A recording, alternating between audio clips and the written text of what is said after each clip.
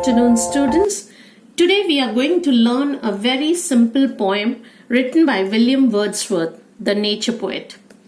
Lines Written in Early Spring is a landscape poem that is largely concerned with nature. The poet or the speaker of this poem sits reclined or relaxed under a tree in a grove or woodland and muses on nature, its beauty, and its seamless existence.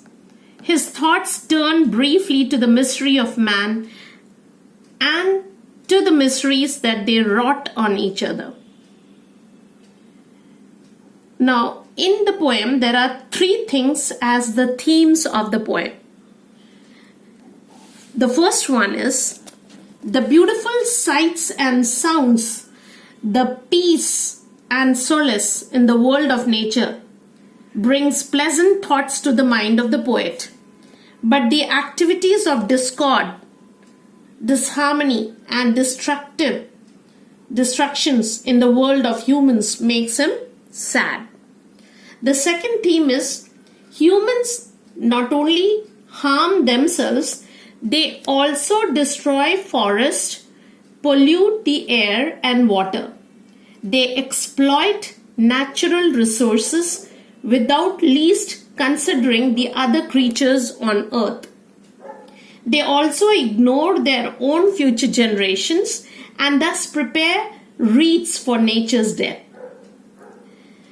Third theme is nature's holy plan of coexistence pleases the poet, and at the same time the violation of this holy plan by human beings pains him. So the poem is simple and has no difficult words as such. This poem has 6 stanzas, and in each stanza there are 4 lines each. This kind of 4-line stanzas are called quatrain. The rhyming scheme in the poem is A, B, A, B. That is, the ending of the first line rhymes with the ending of the third line. And similarly, the ending of the second line rhymes with the fourth. Therefore, the rhyming scheme is A, B, A, B. Now, let's go through the lines of the poem and try to understand it. In the first stanza, the speaker says, I heard 1,000 blended notes, while in a grove I sate reclined. In that sweet mood when pleasant thoughts bring sad thoughts to the mind. The speaker of the poem says that he heard 1,000 blended notes. Mixed notes, blended means mixed notes.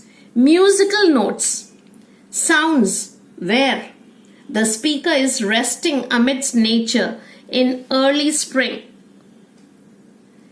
When he heard the musical notes of all the birds around him, singing, chirping, warbling, twittering, calling, cheeping, shrieking, etc. These blended notes, that is, these mixed musical sounds which have wafted or floated through the air, have mixed with one another to form a melodious tune, and the speaker, relaxing in the grove or small woodland, is filled with pleasure. And then in the next line it reads, in that sweet mood when pleasant thoughts bring sad thoughts to the mind. In that sweet mood, appreciating the beautiful sights and sounds and the solace that he got from nature, also brought sad thoughts to his mind.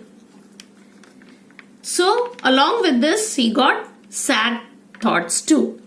And in the second stanza, he says, to her fair works did nature link the human soul that through me ran. Now, as you can see, there's a personification here. To her fair works. So whose? Nature. So nature is being seen as a woman. Her fair works. To her fair works. So nature through her good work, fair work, good deeds, has linked the human soul to itself. The poet is personifying nature and refers to nature as her. He says her fair works. He means to say that the soul of the speaker or the poet connects with nature in regards of the beautiful or fair work that nature has done. And in the next line, Wordsworth says, and much it grieved my heart to think what man has made of man. So, there is an undertone in these lines. The poet feels grieved or sad to think what man has made of man. This implies that there was an expectation for man, his behavior, and his responsibility. Man, with so much power for good and for destruction, has the responsibility to respect his fellow man and the environment in which he lives. The poet appreciated the beauty of the land, the flowers, the birds, and the trees. He saw that they had value, but his fellow beings were not in a harmonious coexistence with each other, which saddened him. So that is what grieving him, saddening him. Then the next line reads, through prim rose tufts in that green bower, the periwinkle trailed its wreaths.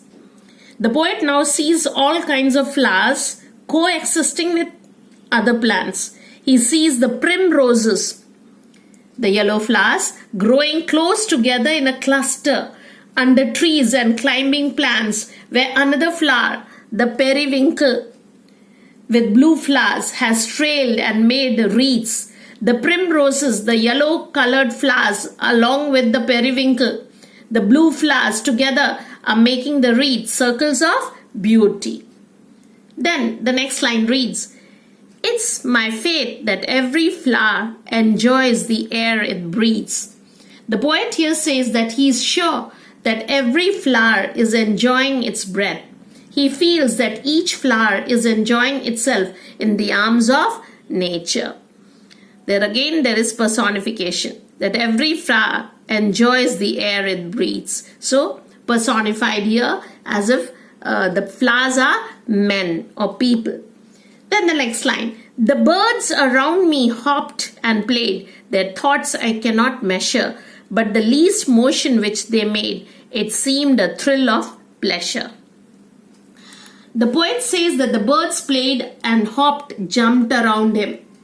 The poet cannot know what they were thinking, and what little movement that they made was the joy that they displayed. So it seemed a thrill of pleasure. Then the next line reads, the budding twigs spread out their fan to catch the breezy air, and I must think, do all I can, that there was pleasure there. The budding twigs are the growing tender branches, and they spread out their fans. What are they? The new leaves. Why? It says in the next line, why? To catch the breezy air. To catch the breezy air. And the poet thinks that all he could do was to think that the grove he was sitting in, all its corner and all its places, there was only pleasure and joy all around and nothing else. Then in the last stanza, if it reads, if this belief from heaven be sent, if such be nature's holy plan, have I not reason to lament what man has made of man? So it says here, the poet feels that if this nature with all its animals and plant species are able to enjoy a peaceful and harmonious coexistence, then the belief of the poet that this is a holy plan, nature's holy plan that has been sent from heaven, that is God's holy plan, then have I not reason to lament what man has made of man? The poet is asking, if this is a holy plan from God, from heaven, then when he thinks of man, isn't there enough reason for him to lament or to mourn, to be sad, or what man has made of himself, because he is not able to coexist peacefully and brings misery for each other? The poet is extremely pained, sad, laments to see the violation of God's holy plan for humans. Nature obeys God's plan, but man disobeys, which makes the poet sad. So with this, students, we have reached and completed the explanation of this poem, and I hope you have understood it very clearly. Thank you.